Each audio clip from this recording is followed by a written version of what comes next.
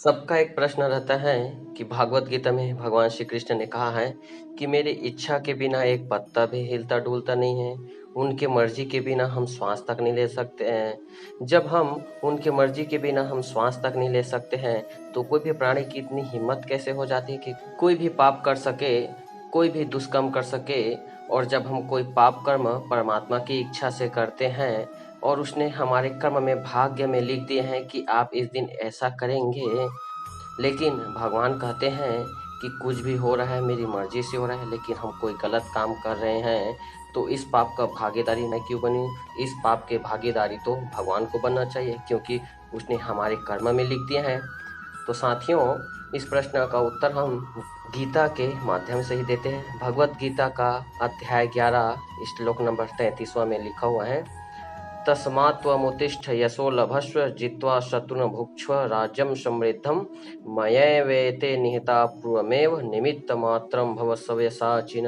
भगवान श्री कृष्ण अर्जुन से कहते हैं कि हे अर्जुन, सबका कर्ता धर्ता तो मैं हूँ, मेरे द्वारा ये पहले से मारे हुए हैं। तू खड़ा भर हो और यश प्राप्त कर। और कोई भी प्राणी मेरे बिना एक श्वास तक नहीं ले सकते। सबका कर्ता धर्ता तो मैं ही हूँ, मेरे बिना एक पत्ता भी हिलता डुलता नहीं है। लेकिन भगवत गीता के अध्याय 5 श्लोक नंबर 14 में, न कर्तृत्वं न कर्माणि लोकस्य सृजति प्रभु, न कर्मफल संयोगः स्वभावस्तु प्रवर्तते।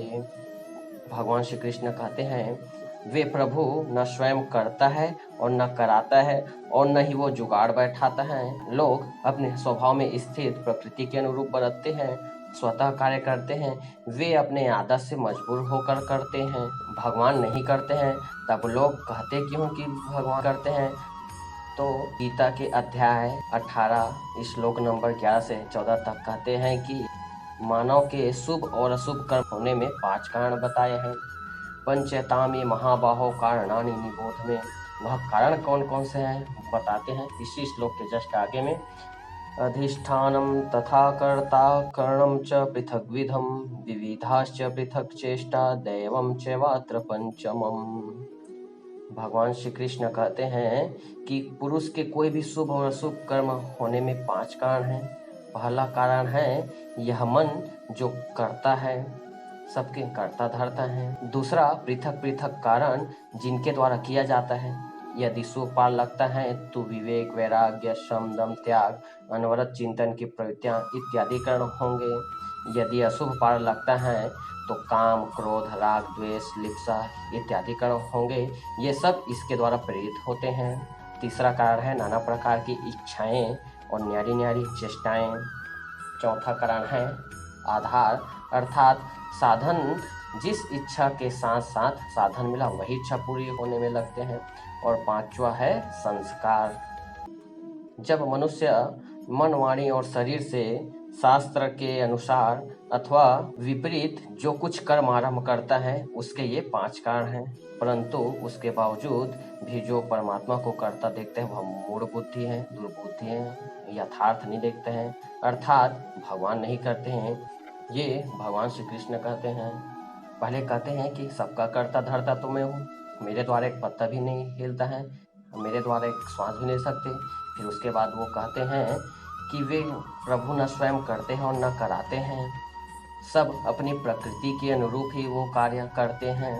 उसके होने में ये 5 कारण है बोलते हैं। तो अंततः वह पुरुष कहना क्या चाहते हैं? वस्तुतः भगवान और प्रकृति के बीच एक आकर्षण रेखा है।